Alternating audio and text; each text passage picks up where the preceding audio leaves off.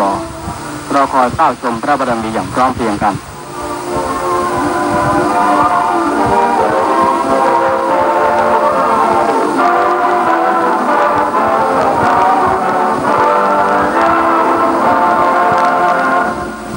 ภายหลังที่ทรงเลี่ยงและทรงมีพระราชปฏิสันถานกับราษฎรเสร็จแล้วเสด็จประทับเรือยนต์พระที่นั่งซึ่งกองกำกับการตำรวจน้ำที่ 6จัดถวาย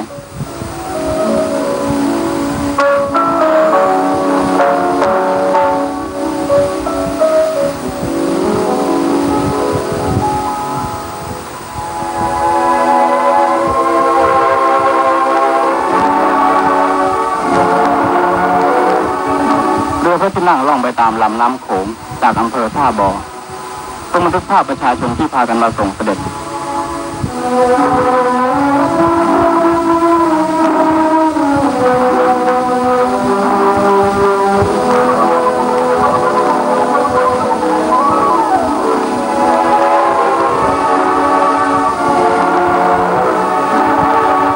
ภาพกระบวนเรือพระที่นั่งในลำน้ำโขง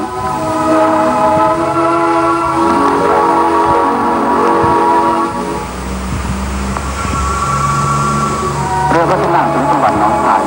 ทรงบันทึกภาพประชาชนที่มารับเสด็จ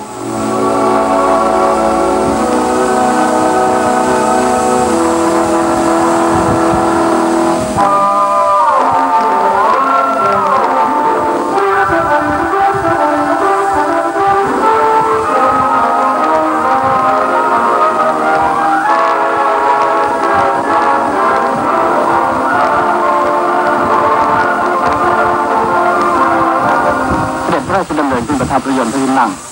ไปประทับเสวยพระกยาหารกลางวันณชวนผู้ว่าราชการจังหวัดหนองคาย